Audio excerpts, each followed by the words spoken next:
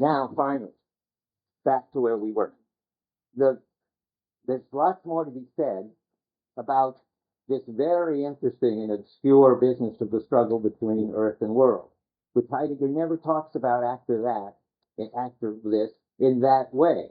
But there's always got some kind of function that does the job of world and something that does the job of earth, even though it doesn't use that language. So it's important to get it straight. Okay. I'm going to do it in the order he does it, which means first I'm going to talk about the struggle between earth and world, specifically in the work of art. And then he says we can only understand why there's this struggle if we look at the nature of truth. So then you get a bigger struggle, which is the struggle that creates a clearing at all. And we'll get to truth. I haven't misled you when I said I'm going to talk about truth today, but I'm not going to talk about truth first. So we're on page 55. At least that's where I am going to start.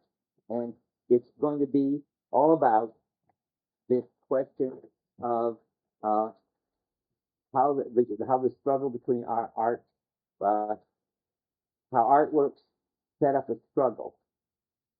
And they set up a struggle by their very material. There's lots of ways that there's a primal conflict, he's saying at the bottom of 55, between the clearing and the concealing. And we're going to go back to that when we get to truth. But one of the ways in which truth happens is the work being of the work, setting up a world and setting forth the earth.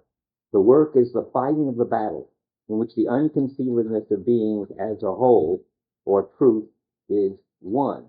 Now, what does that mean? Well, I mean, it's not all that clear what it means, but I'll give you a whole story about what it means.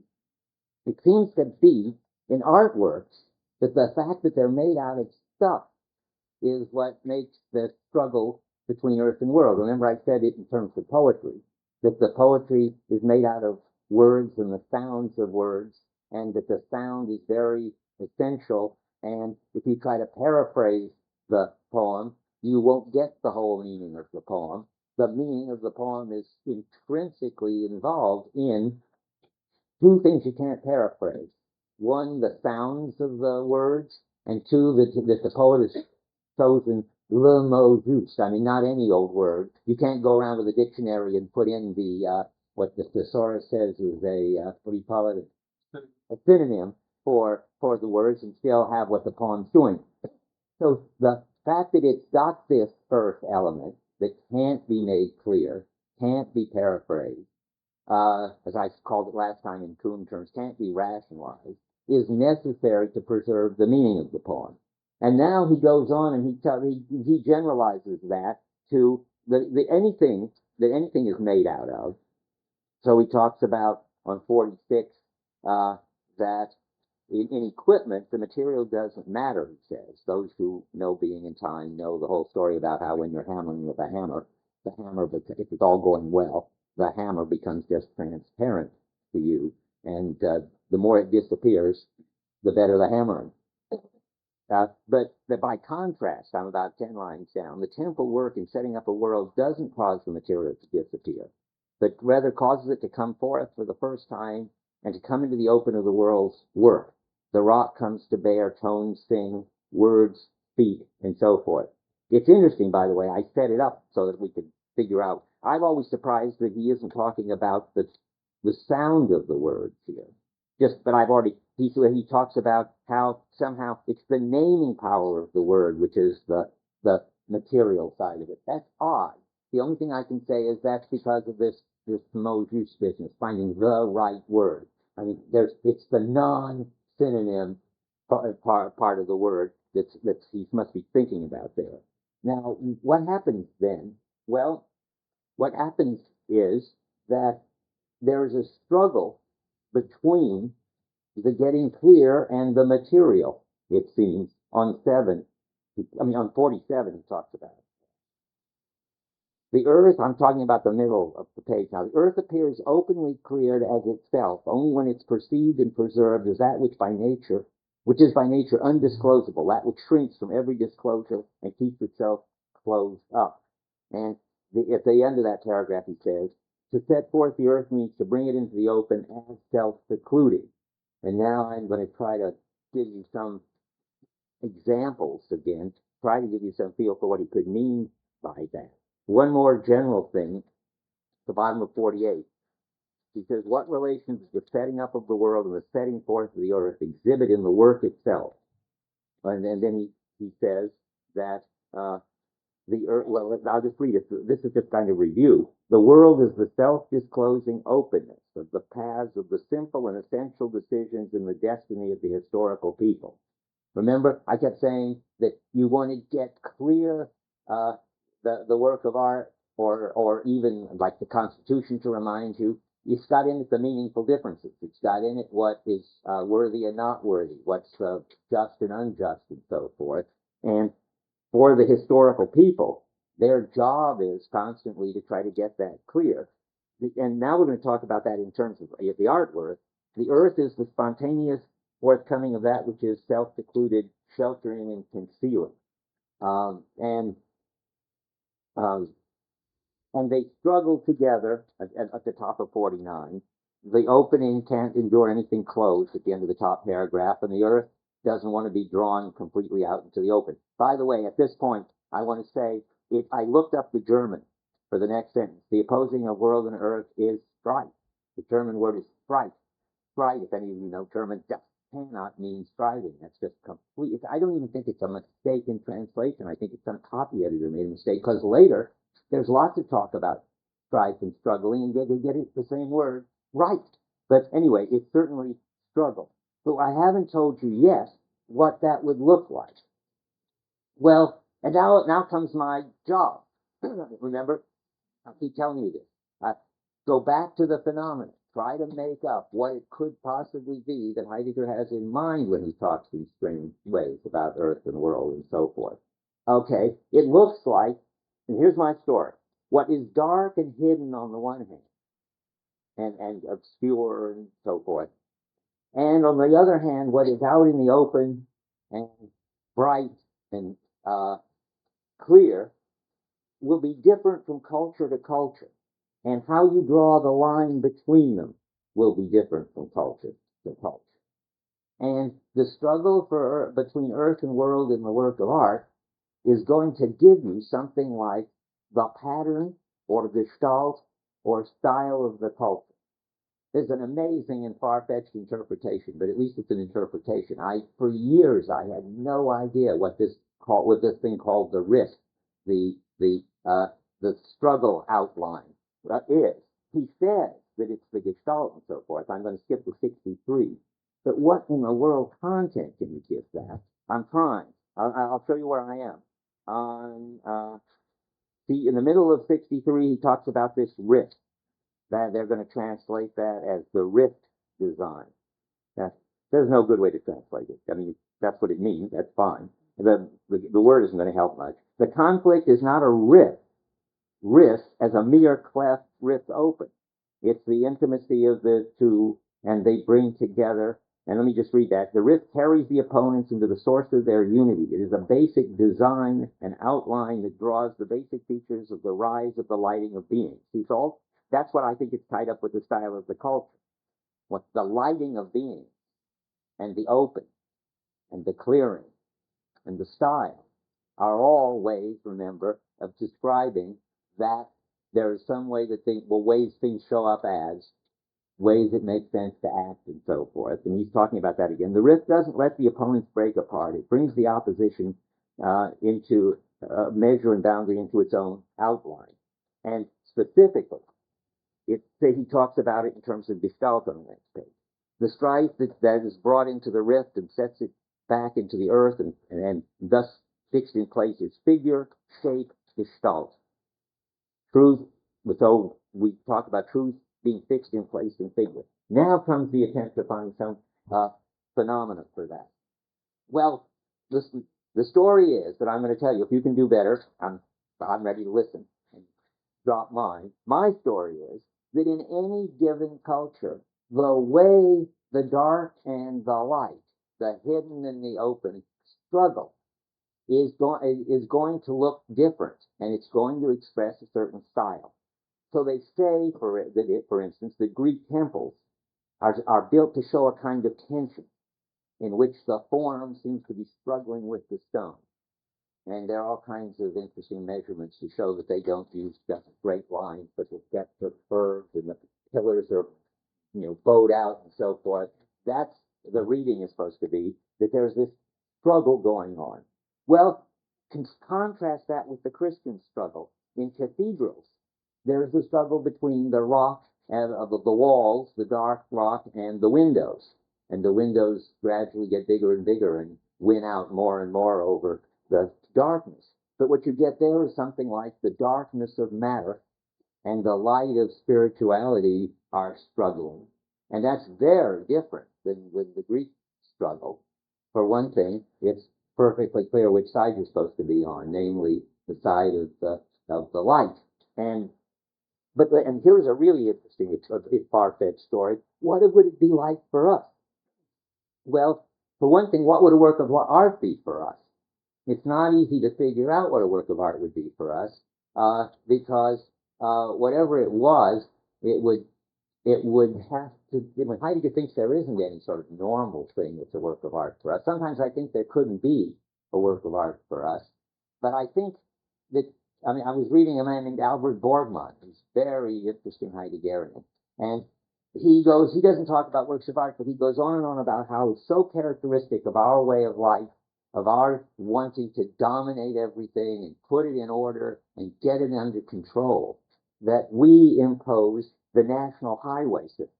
And it's as if the national highway system, he says it's the biggest thing that people have ever created, except for the Great Wall of China. It's the only other thing that you can see from the moon is the United States interstate highway system. And the interstate highway system is struggling, presumably, to impose order on nature. And that's a different struggle, again, with a different gestalt and a different style. So every epoch, the story is every epoch has its own way of understanding the struggle between, you can't even say, I tried to write it out here, you can't say the struggle between light and darkness, or the struggle between order and disorder, or the struggle between form and matter, because each of those is one way of doing it. See what I mean? I can't find general terms for this struggle, and then I thought, oh, well, let's call it Earth and World. We need some new general terms. Yeah. It seems different, though. Well, when we start talking about dark and disorder versus light and order, especially with the examples you've been giving, it sounds like one of them is bad, and it is bad. It is being resistant. One of them is good, and it's being great. And that's a different kind of interaction, in a way, like the Earth and World one that we've got. Good, very good. I can take that over on my side, but only by a tricky move. That's a perfectly sensible objection. The only example that we just didn't use against him was the Greek temple, because in the Greek temple it isn't as if the rock was bad and that the form was good, but that they are equal and struggling and bringing themselves out into their open, just like Heidegger said they should. Well, it's one of Heidegger's theses that we are losing our sense of earth in the West, and world is winning out. I told you, you consider this a strange move, but it's supposed to be that way. And does that mean that they become less works of art as the earth? Yes, they become less good works of art, less, how does he say it? I think they, that's a neat question. Here, the answer is, as holding up to the people what they're doing, of course, they're equally good works of art. Because if it means that everybody should see in them what they want, well, the medieval certainly saw in them dark matter being overcome by spiritual light. But if the work of art is supposed to show how truth works when it works at its best, then they're losing track of it, because truth is always for him this kind of struggle to impose this clarity, or whatever the right word is, on something that will never be able to be clear. We're losing the feeling, and that makes sense, in our culture, that there's anything mysterious, anything resistant, anything that we can't rationalize. So maybe it's all right that the works of art get more and more tilted in the direction of world. I think Heidegger does think that. Okay, that's all pretty far out. If you don't like it and don't want to think about it, you don't have to do it. But I thought I owed you some account of this weird talk about risk and another struggle on my part to find the phenomenon. Yeah. Yeah, ideally they should be equal and struggle, and each one bring the other one out more fully. Liz is absolutely right. No, no, striving, you have to strive for something. I see, nice move in a way. I mean, that's how you could turn struggle into striving. But it's the word is strife, and strife is struggle. And striving suggests there's a goal, whereas there isn't really any goal. There's just this tension. There, and the more they're in tension, the better. Yeah. I'm not sure that striving and struggle be a kind of thing. Mhm. It's not just one thing like it's just both we are actually struggling. That's right. Each one is. I see what you're both saying, and I think you're right. No, wait, one thing at a time. Now, I'm not convinced of that. Wait, let me say one thing to him. I think that he says the earth is the world is striving to surmount the earth, and the earth is striving to stay secluded. And that sets up a strife or a struggle. Now I'll have to go back to the German and see where the striving is. But there's two different things going on. Each one has got a goal, or earth and world, and they're opposed goals. And that sets up this struggle, which is clearly what he's talking about. What page was I on? What? Okay, 47. Well, on 49, where he's talking about in the essential something, rather the opposites raise each other. I can see why. Well, I now understand. Okay, I see for the first time, thanks to you guys, why you might want to say striving. I can't believe, can you, that strive, does anybody know German, could ever mean striving? Does that make any sense to you, Forrest? I thought it was totally struggle with it. I can too. I can see why you might want to call it striving. Yeah. Distinguishes between two kinds of struggle. The dark struggle, in which the aim is to flatten out the adversary, and then coming out of the struggle and winning, and that's really not what he wants. But Hegel also has this good model of a strife, in which you only strive against the adversary in order to better the game the model being fought. That's what he's talking about. So you strive in a way that preserves the struggle. Exactly. For example, like brothers. Okay. Try to love each other, but in fact they will. Okay. Related to. Well, we're all reaching an agreement that once you see how it works, you can even see why you translate it that way, but it's wrong as a translation. But he's onto something. It's all right to say that each is striving to surmount the other. That's the first thing, earth and world. They could be said, and that's the point she keeps making, that they are also striving to preserve, and you're to preserve each other in this, each one, not to win out over each other. And the result is the struggle. And Heidegger could talk about all of them. I got to go back and look at the German. And there's no doubt about this. I looked at this German. Those are all strife. But I'll see what it's all strife. And polemis means struggle. It doesn't mean striving. And he's trying to do the Greek polemos. What? Yeah. Right? Be quiet and this. Okay. Okay. Well, three different words. Okay. So, but we can see why Hofstadter put in striving, which is nice. Yeah. This is a good example of strife, if I'm borrowing from the Anglo-American modernist writers such as Wallace Stevens, the earlier ability to investigate nature needed to something. And I don't see it, but put it aside, because Wallace Stevens has a great sense of things singing. It seems to me it belongs later. I mean, there's a poem of him about a jug on a hill. You may know it if you're a Wallace Stevens fan. And it's just as Heideggerian as could be, but not right now. And I don't think we're in the big deal business of one big world one big movement toward clarity and one big movement toward non-clarity, struggling with each other. For the whole culture. It's always, remember he says, for a historical people, and I could find, if I had time, that I wouldn't go look, for the whole thing.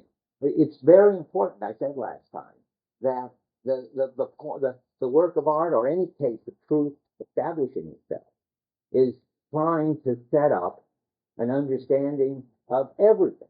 That's why it's an understanding of being, the style of everything.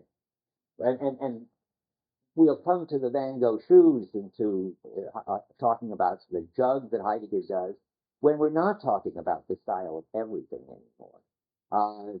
Heidegger does finally think that that's not the right, that means that's not wrong. It's just there's something else interesting going on that's maybe more important to pay attention to. But that's up ahead. Let me go on now. Now comes the truth part. The way Heidegger does it, he says, well, to understand why there must be this struggle, which is so far, the way he explains it, just a struggle in the work between the material of the work and the, I don't know what the world. It's really, the more you try to find sort of some other way of saying it that keeps his generality, the more you fall back into earth and world. But anyway, the struggle between whatever and whatever that the work of art has, you've got to find a bigger issue. So you've got to see, if you want to understand why that occurs, then you have to turn to the nature of truth. Now, I sort of rushed through the nature of truth, as Liz pointed out rightly, and I did it because I was thinking about, well, you know, being in time, you had it, but I think it's quite right that we should go over it carefully, and we will see it more in here. And if it turns out that what I say here makes all this perfectly clear, we can go over this very fast, but we'll see. Anyway, truth to begin with. He says, truth as correspondence is how we understand truth. And that is, we understand truth as the correspondence of a representation with a state of affairs. And remember, I said you could have a representation like the sentence, there are 70 chairs in this room, and then you can count the chairs and find out whether it corresponds. Now, Heidegger talks, and he mentions that because he knows there is that kind of truth. And he talks about it on 51, and in the third paragraph, second sentence. Truth means today, and has long meant the agreement or conformity of knowledge with fact. That's, I said the correspondence of propositions with states of affairs. This is more general.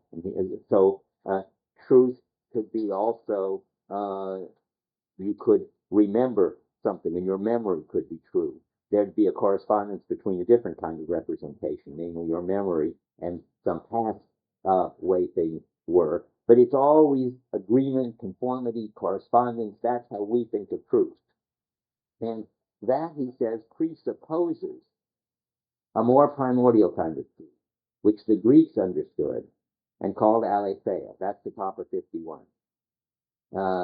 Truth means the nature of the true. We think this nature in recollecting the Greek word aletheia, the unconcealedness of being. Remember, I said, take aletheia apart. Lethe is the concealing part, the closed up, the forgotten, and a is the negative part. Now, I think I mentioned, but I'll just say it again. At first, Heidegger thought the Greeks really used aletheia as their exclusive word for truth, and he was very impressed by that. But it turns out that's wrong. A classicist named Friedlander pointed out that even in Homer, there is already correspondence. When people say what other people said was true, they mean it corresponds, and when they say it's false, they mean it doesn't correspond to the facts. So Heidegger then says, well, the Greeks understood this in their practices and sensibilities, or they wouldn't have had such a word for truth, even though the Greeks never spelled out and understood their own deep feel for truth. In fact, that's unfortunate that they didn't, because that let Plato come along and understand truth as the correspondence of some representation to state of affairs. Yeah. Say an example in homework. So the sensibility. Yeah, how they work. He tries. That's the very abstract thing of sort of. He does try it. Remind me to look. He tries it with concealedness, where Odysseus is concealing something. But I can't remember how he does it. But he does try to show that they've got this feel. And Okay, but I wish I could remember it right off, but I can't. So let me get you where we are here. So what is this aletheia? What do you think the Greeks understood? Well, what we're looking for now is what could he think would be presupposed and make possible truth as we normally understand it, and namely correspondence of claims to facts, or propositions to stateful affairs, or representations to reality. It's all the same stuff. What would make that possible? And what could he have in mind? Well, it's perfectly interesting and clear. He thinks, well, if there wasn't a clearing or a world in which things could show up as something, then people couldn't make truth claims about them as and get it right or wrong about them. I'll give you an example as soon as I read a general one at the bottom, the general thing at the bottom of 51. How can fact show itself if it cannot itself stand forth out of concealedness, if it does not itself stand in the unconcealed? A proposition is true by conforming to the unconcealed, to what is true. That is, what in his sense, that is something that has, well, okay, well, boy, is that confusing. I think you should say by corresponding to something in what is unconcealed, namely the world. Never mind. I mean, I don't want to go into that. I'm happy to do it my way. I think he's got a lot of other notions of unconcealed too.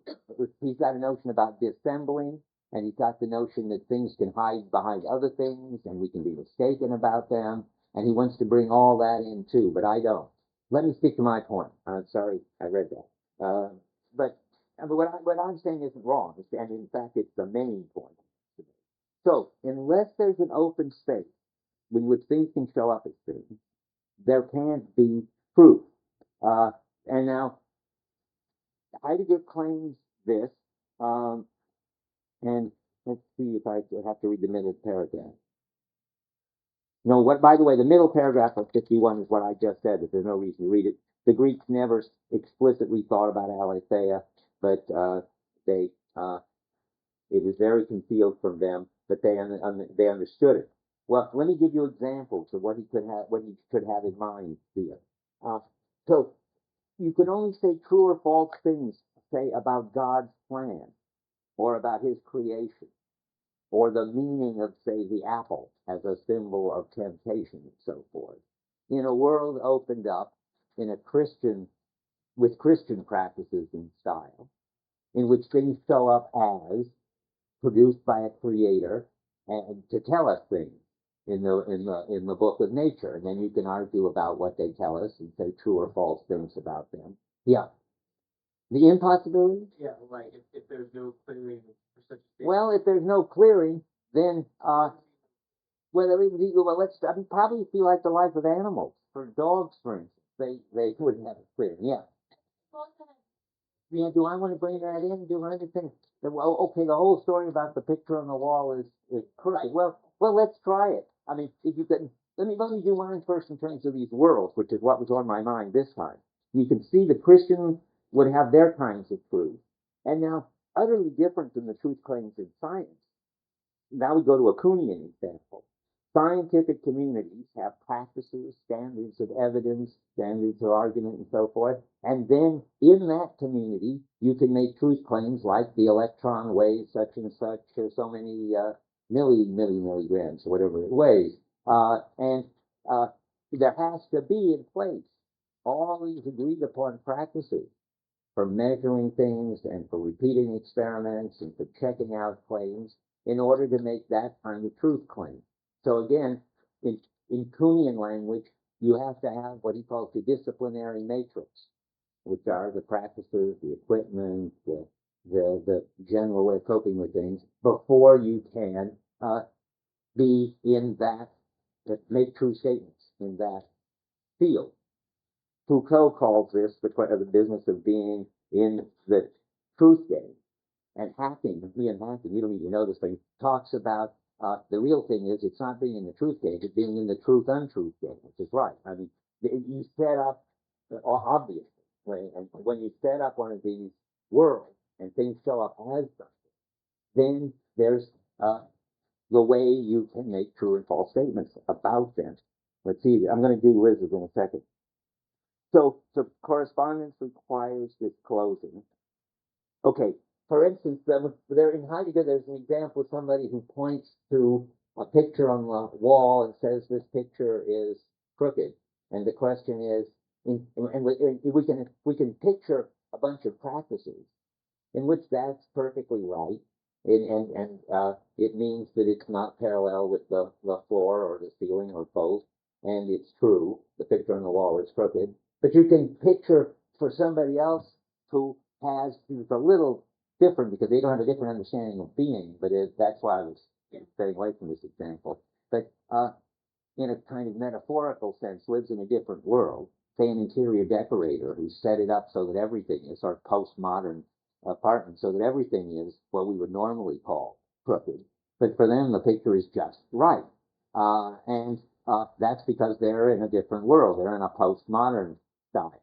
And again, if it weren't for having some style, either a good old solid Cartesian style where everything ought to be parallel to everything, or a postmodern style where everything should be off from parallel, you couldn't be in the business of making simple truth claims like the picture is crooked or not.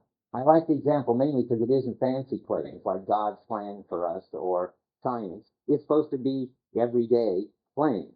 That it's always only in a world opened up by a bunch of shared practices that you can make truth claims. It's a pretty simple idea, and it sounds fine. Yeah. Okay. Yeah. Isn't there a problem with that example? It infers its own correspondence theory, because doesn't the crookedness have to correspond to the style or the way it is? No, well, maybe. I got it. Yes. It has to be in tune with the style or something. The correspond means something like you state that it has certain characteristics, and it either has those characteristics or it doesn't. That you can't state the characteristics of the crooked picture, it states the characteristics of the style, and then say that the picture.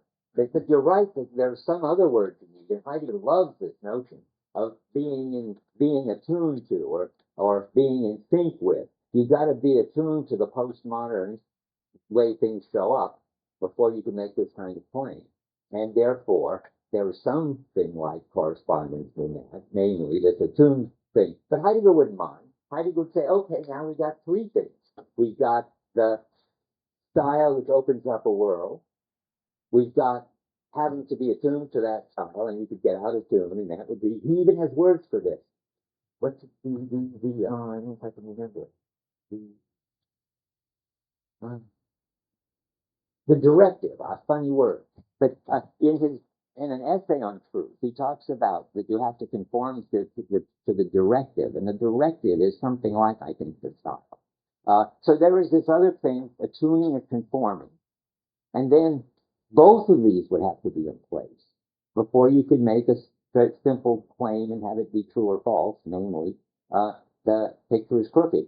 He's happy with that. Yeah. Wanted to ask if someone were to maybe ask Heidegger this parallel thing, in order for myself to make a statement about a world must be there for very often. How would they? Well, if I understand you right, I think Heidegger would repudiate this. I mean, you don't make true and false statements about a world. Let's just take the sort of I'm trying to think of some example. If you mean, you could say things like the Christians believe that it was all created by God. I suppose that's a true statement about their beliefs. But a world, a style, how do you make true statements about it? It's not necessarily that. I mean, there's one way I read it is that basically correspondence propositions have a context, and only that context can make sense of those statements. Well, only within that context can we make sense of the statement. Yeah, okay. That makes sense. But at the same time, it feels like I'm just wondering if someone were to go further and say that basically what you're saying is word anything like a proposition would be true or false and make sense. we must have an agreed upon context in which those statements are made. I'm wondering how much further you can take that, and how interesting that becomes. What are the implications of a thought like that?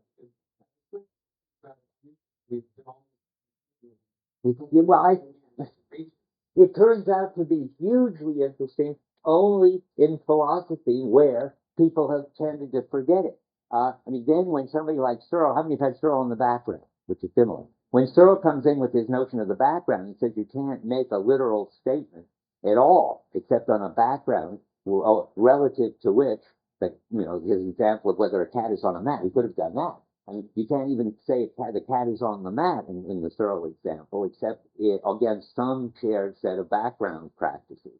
And in Wittgenstein, you get a lot about how there has to be agreement in practices before you can make any truth claims at all. And it turns out to be an incredibly strange and powerful thing to say in a philosophical tradition that seems to have thought, and we did think, that there were just states of affairs. That was just one of the things that was real, and mental states or statements, another thing that was really real, and their agreement or disagreement. They didn't think there was anything else going on. And now these people, Kuhn, Wittgenstein, who did we just name? Searle, Heidegger, each in their own way, say, oh, but there's something extremely interesting going on behind this. Okay, but basically, the ability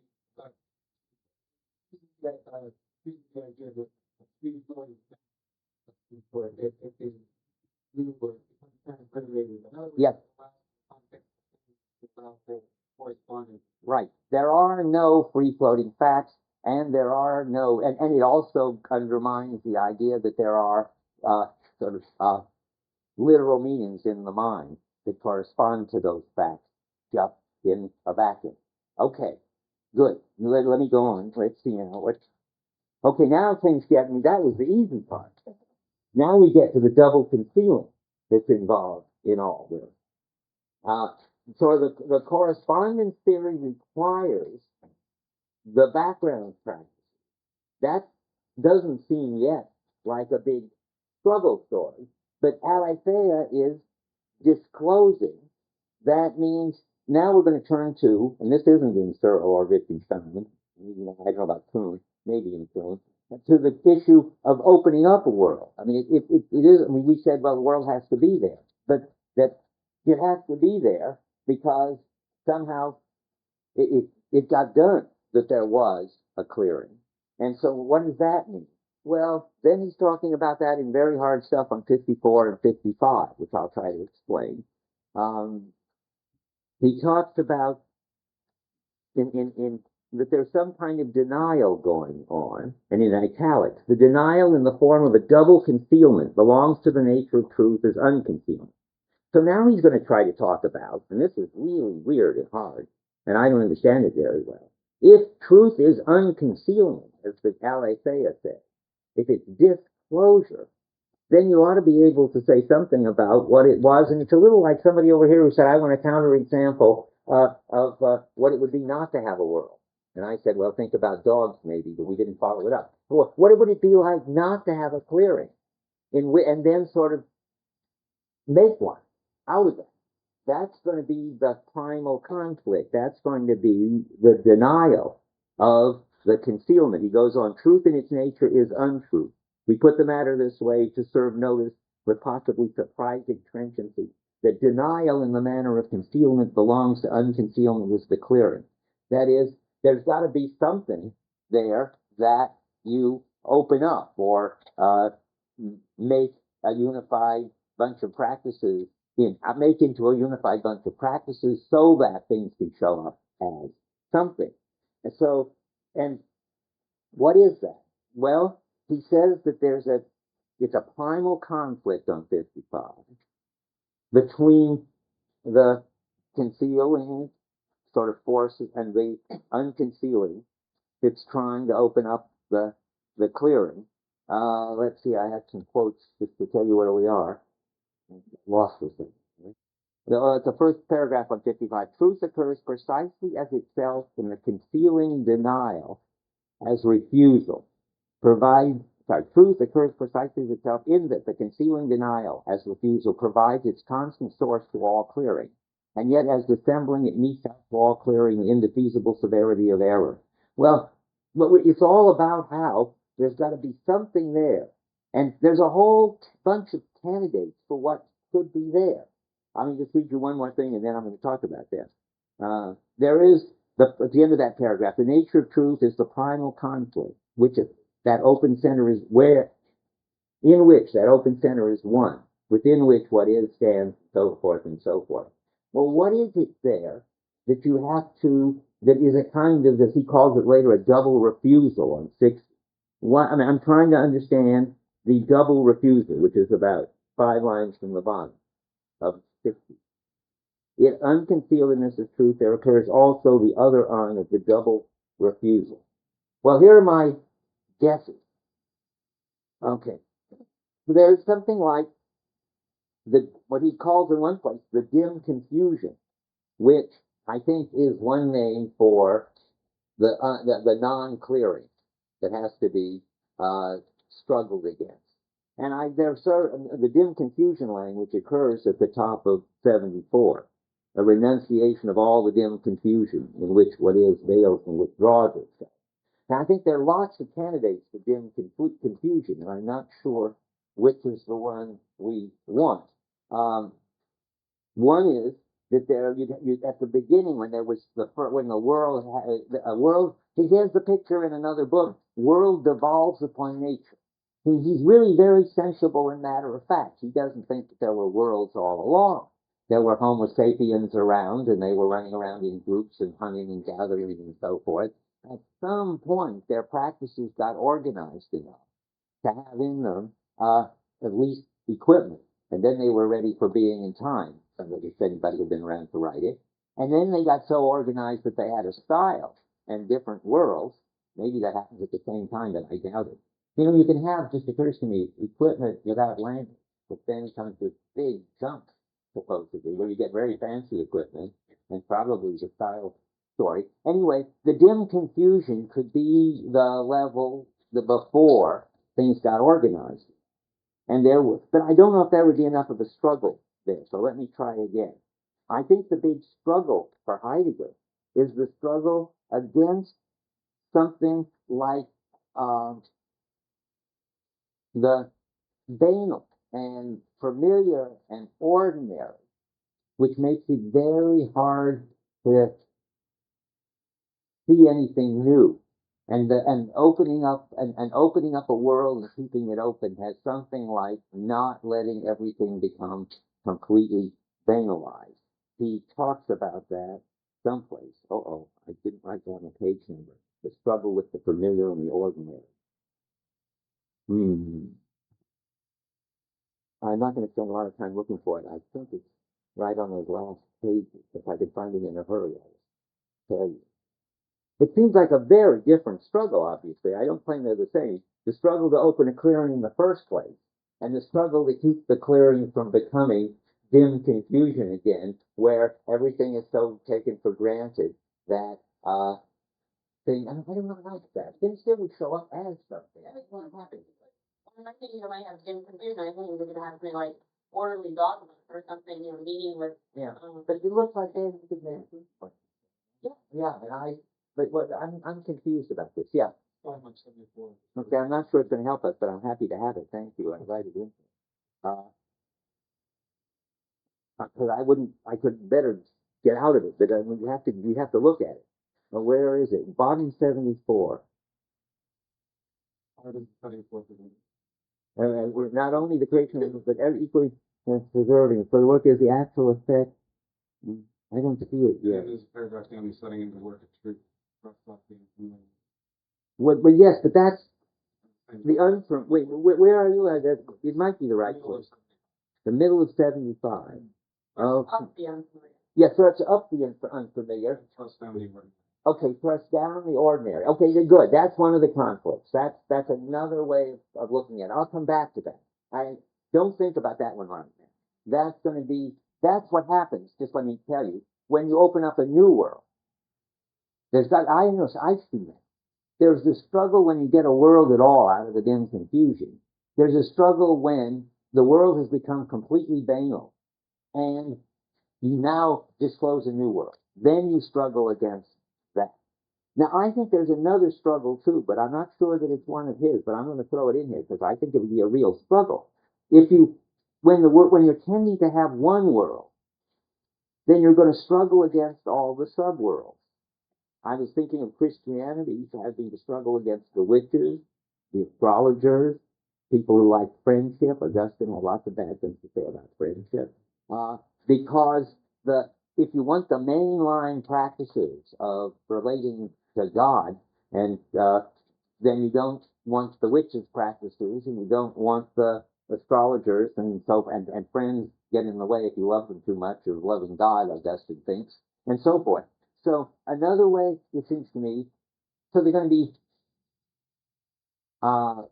three ways, I think, at least, where you've got something that is not open and disclosed, something closed in some way that you have to open up if you're going to have a world.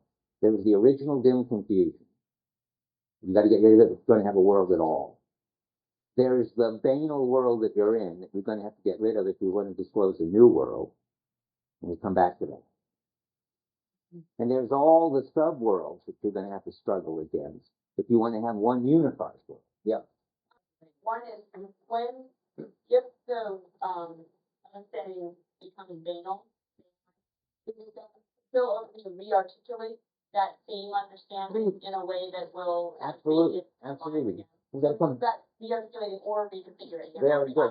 I didn't say anything about this yet. You're even using my language. Well, you said you were. Okay. Yeah, we had a talk. You're getting ahead of my story. Yeah, go ahead. That's right. And then the other one was, do the subworlds, are those going to be counted as marginal practices, or are those going to be Independent, because the marginal practices you can take over in a certain way. You can't take over the witches and astrologers into Christianity the way you do. You have to think about that. You're asking things ahead of my story. Ask me again. But when I got there, yeah. I wanted to know how you, double the thing like means part refusal and then part refusal. Okay, the dissembling one is interesting. I should have said that. There are two big forms of untruth that are not simply non-correspondence. But one of them is inside the world. Inside the world is pretty much like ordinary untruth dissemblance. Things aren't what they seem to be. They get in the way of each other. People get sort of banal, superstitious ideas. That's all dissembling. I mean, I think that's uninteresting because it takes place within a world. And again, he says concealment can be refusal or merely dissembling in the middle of 54. I'm explaining the merely. Now, refusal is the interesting one for him because that's where concealment fights with unconcealment on the level of the clearing. And that's what I'm trying to explain. Yeah. I wonder if the subworld is struggling, do they ever wait, let me say one thing about that. I think that Heidegger does not make the mistake of thinking that you ever get a unified understanding of being. In any of these early stages, there are always stuff that's left out that's either subworld or just marginal, isn't made into any world at all, and it's important to him. There is always some dominant style, some dominant understanding of being. But if it weren't for, if it ever got so that everything was taken into one style, we would think that was very bad. The struggle would be over. World would have triumphed over Earth. There wouldn't be any marginal practices, not that the witches may be marginal practices, but friendship would be. There wouldn't be marginal practices. So people think of Heidegger as somehow having this totalized picture. And he does think there is one dominant style in each epoch. But he doesn't think that the dominant style does or should win out. Though he thinks that in our epoch more than any other, the dominant style is winning. And that's another way of saying world is winning out over Earth and marginal practices are being eliminated and all kinds of things that's very bad about the current situation. He's very much a pluralist up to a point.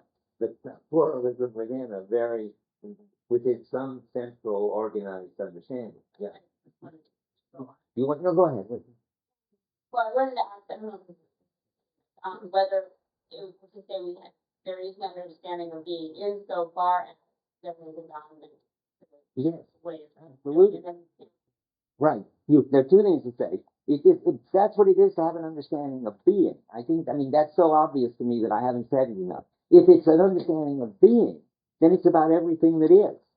That's what it is. That's why it's, I mean, you can't have a sort of understanding. If you only have the understanding, say, the being of the man, let's go back to Bali, was to be aggressive, and the being of the women was to be nurturing, then you wouldn't really have an understanding of being in Bali, because there wouldn't be anything that everything had just insofar as it is. So you do, but in Christianity, everything is a creature. And in modernity, everything is either a subject or an object for a subject. Is that, you're looking worried about that? Yeah. Oh, okay. Now, I want to skip something, which I might not come back to, since you don't know that I'm skipping it. It's not going to bother you. And go over here, because I want to talk about what the printer wouldn't let me talk about, if I can do it. And, well, maybe, no, maybe I should take advantage of what the printer said on second thought. I'm going to put aside what's over here and do what's over here in front of me, and then I'll get to that if I get there. Okay. I want to talk about a whole other thing which we haven't talked about, and that is where the next thing Heidegger really wants to ask. And let me make sure I've done this one. Okay. Let's talk now back about the work. He wants to know how does the work of art get created? The work of art now, back to the work, remember we took a detour. Let me make clear. We supposedly were trying to explain why there was a struggle between earth and world. And we generalized it to say wherever there's truth, there's going to be a struggle between what tries to open up the clearing and what resists the opening up. And that's supposed to explain why there's a struggle between earth and world in the work. Now, if you happen to say at this point, I don't think that explains it, they just seem to be two different stories, you will be happy. I mean, explains is a little strange. I mean, there's a kind of parallel between those two things. Why should it follow from the fact that when you open up a clearing, you've got to struggle against a lot of dim confusion and banality and other worlds, subworlds? Why should it follow from that in the work of art, there's a struggle set up between something secluding and something opening?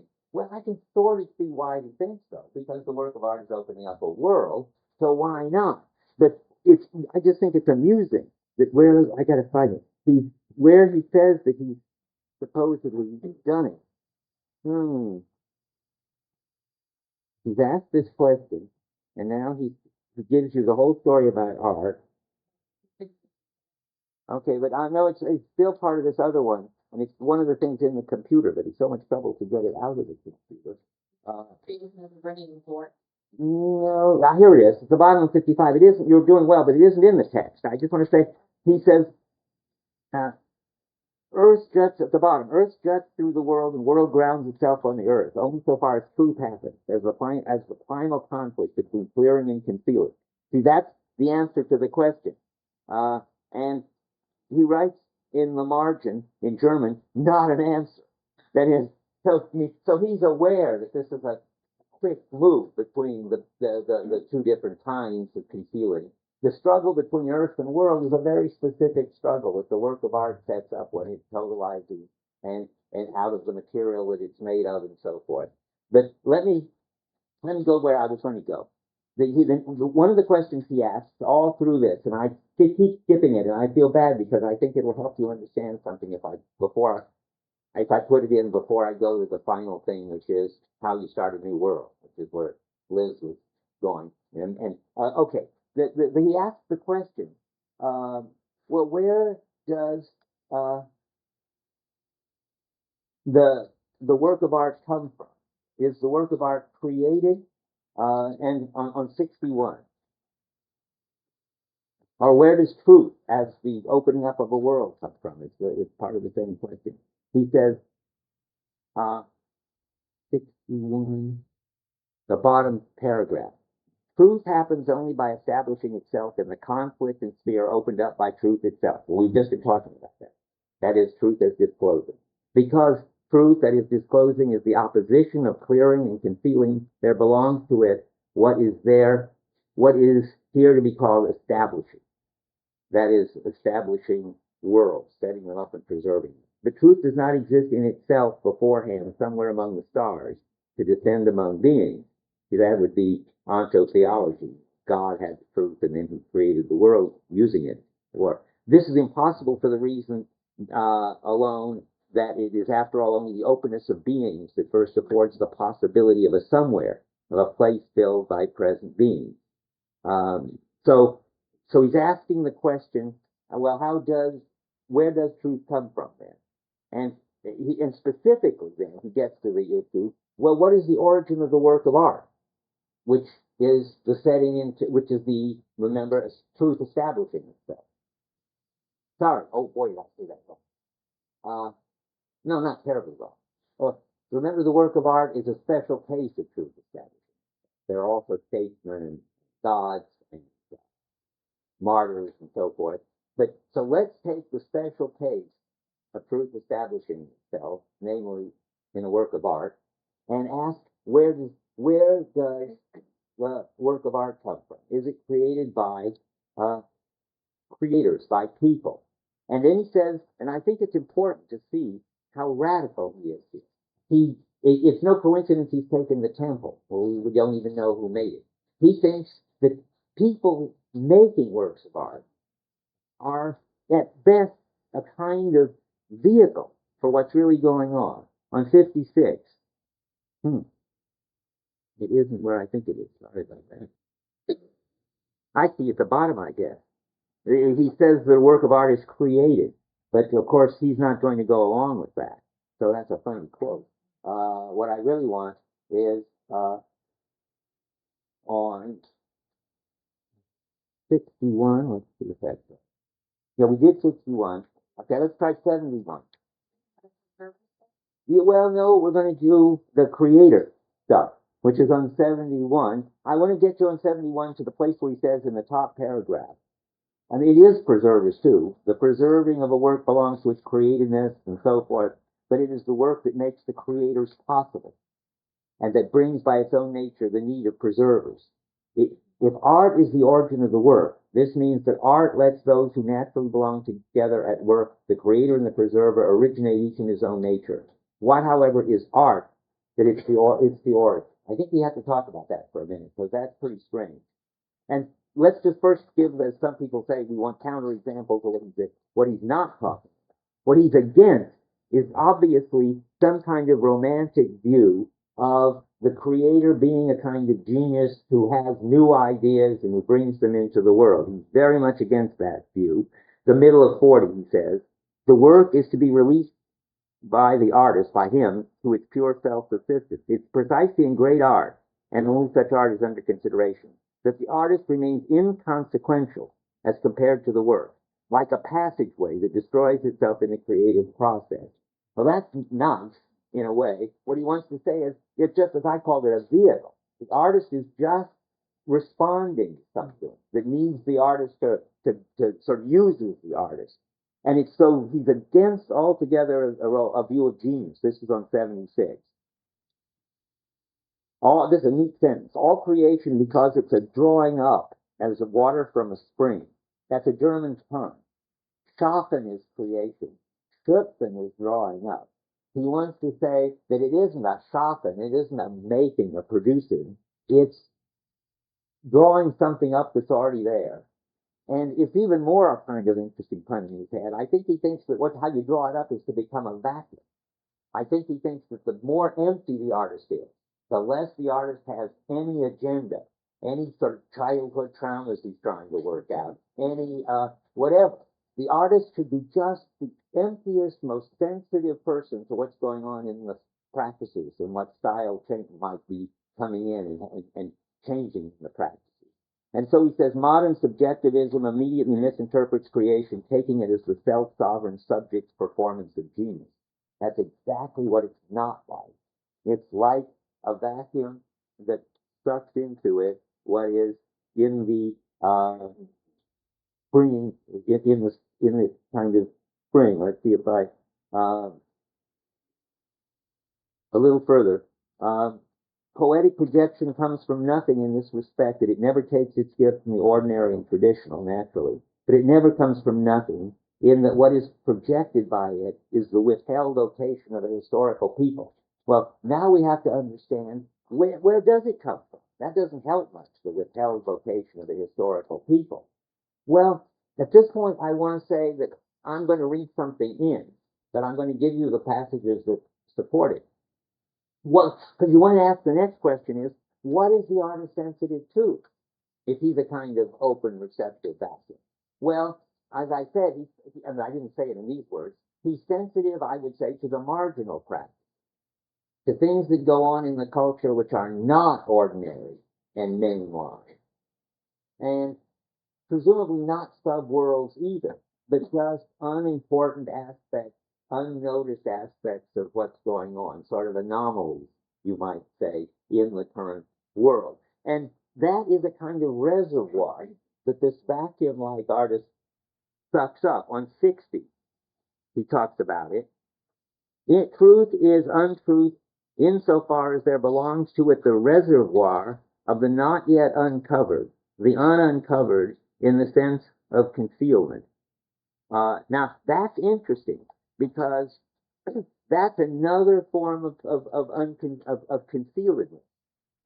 It's another form of refusal. That is, there is something there that hasn't been brought out and is not going to be easily and normally brought out. Yeah. I was going to ask, so the artist is kind of somebody who brings these anomalies back into focus, which allows the tension to occur again. He doesn't do, and he's going to have to wait till next time, it turns out. One, because it's in the computer, and two, because time is running out. But I mean, roughly, I'll say it, because I can come back to it again.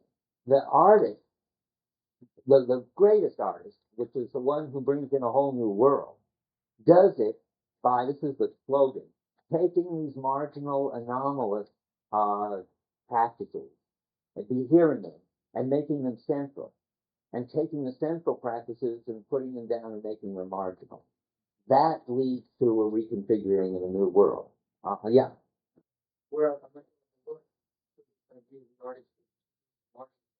Well, I'm giving them to you as best I can. I'm going to go on. It is? Okay, well, let me give you my list of this.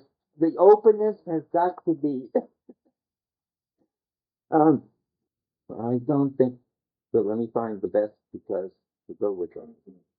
So it's a receptivity, and we're still trying to get clear about how much we can find out about what it's receptive to. I think I've done as best I can there. Let's look on 62. Okay, let me read the beginning of that paragraph. The establishing of truth in the work is the bringing forth of a being such as never was before and never come again. The bringing forth places this being in the open in such a way that what is brought forth first clears the openness and so forth. So something is brought forth. Creation is such a bringing forth. Now, as such a bringing, it is rather a receiving, incorporating of a relation to unconcealedness. Now, I put that together with on page 60, that what's at the bottom, the unconcealedness is some kind of reservoir. And then I think that that's the best case I can make for the fact that there is something there all along. I'll read you one more important passage. I was going to read it next time, but I see you need to hear it now. Something has been preparing itself, so to speak, in the background. Yes, here it is. No, it's around page 76 somewhere, but so much goes on page 76. I don't know if I can jump ahead to it. It says something that's been preparing itself. Anybody got that? You got it? What page? Yes, where are you? Oh, you're good at this. The beginning already contains its end. I found that, but I couldn't find the thing I was looking for. Yeah, okay. the beginning prepares itself for the longest time and wholly inconspicuous. You have to try to figure out how to fill that in. How are you going to fill that in? I'll tell you what I'm going to do, just because it's a crazy thing to do, but I'm going to jump ahead and give you an example, the phenomena story again. What would it look like for a reconfigurer to take up marginal practices and make them central, and central practices and make them marginal? I'm going to talk about it next time with all these obscure phrases, but let's have the phenomenon first. Jesus is my favorite perfect example. It's this time it's a God establishing truth. That's why he is a God, because he's a reconfigurer, but what's interesting is the following, that in the Hebrew understanding of being, and the law was crucial. I'm giving you a sort of Paulian story filtered through Heidegger. The law was crucial. What you actually did was what was important. If you look at the Ten Commandments, they tell you not to kill people, and they tell you not to commit adultery, and so forth. And these are acts that you can do, or you can fail to, or stop doing if you have any willpower. And you're not supposed to do them. If you do them, you're guilty. And that's one story. Now Jesus comes along in the Sermon on the Mount and says something absolutely bizarre, that he commits adultery who lusts after a woman in his heart, and turns what you're guilty for, not what you do, but what you desire. And now it becomes a whole question of you can't. Paul is all upset because Paul is condemned all the time because he can't help lusting after all the women that come by. It was all right under the law. He didn't commit adultery, but under this new way of understanding the situation, he's guilty. And what you need is not sort of to obey the law. What you need is to be pure.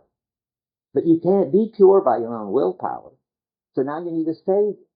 And everything gets changed around. But what I think is very interesting about this example is, at some point when I was doing this, some student said, but there is one of the Ten Commandments that says you shouldn't covet your neighbor's property. And coveting is a case of desiring, not a case of doing anything. And at first I thought, oh my God, and I looked up covet in Hebrew, hoping it meant something else, but it doesn't. It means what it says. But now I see that's perfect. If of the 10 Commandments, 9 of them say there's something you shouldn't do, and one of them says there's something you shouldn't desire, that's a marginal practice. I mean, a 10% practice of a 90% law-abiding culture. And Jesus comes and takes this 10% and makes it 90%. And what happens to the law? Remember, he goes around healing on the Sabbath, and they say you can't do it, it's the Sabbath, and he says, I don't have to obey the law anymore. I fulfill the law.